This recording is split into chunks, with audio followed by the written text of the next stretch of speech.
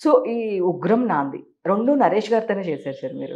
ఎందుకనంటే మీరు first movie success వచ్చిందని మళ్ళీ నెక్స్ట్ అది కంటిన్యూ చేశారా? అండ్ ఇంకొక క్వెషన్ ఏంటంటే సార్ మాసివ్ అనమాట.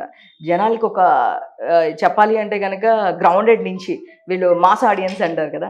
మాస్ ఆడియన్స్ పల్స్ విజయ్ గారు చాలా బాగా పట్టుకున్నారు అని జెప్పేసి చెప్పొచ్చు. ఏమంటారు మీరు?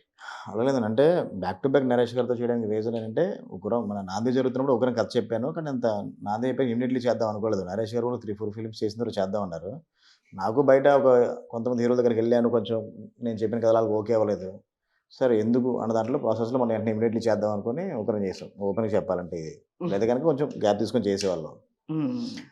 ఆడియన్స్ పల్స్ తెలుసా అన్నది అది ఇంకా నాకు అంత ఎక్స్‌పీరియన్స్ అయితే రాలేదండి. అంటే ఒక జెన్యూన్ ఒక ఎమోషన్‌ని నమ్మి మనం సినిమా చేస్తాం కాబట్టి ఎమోషన్‌ని కరెక్ట్‌గా ప్రెజెంట్ చేయగలిగితే గనక ఆడియన్స్ బాగా కనెక్ట్ అవుద్ది. క్లాస్ ఆర్ మాస్ ఎవరైనా గాని. క్లాస్, మాస్ ఎవరిదంటే ఇప్పుడు ఎంత పెద్ద క్లాస్ అయినా లోపల ఒక మాస్ ఆడియన్ కంపల్సరీ ఉంటాడు. హ్మ్.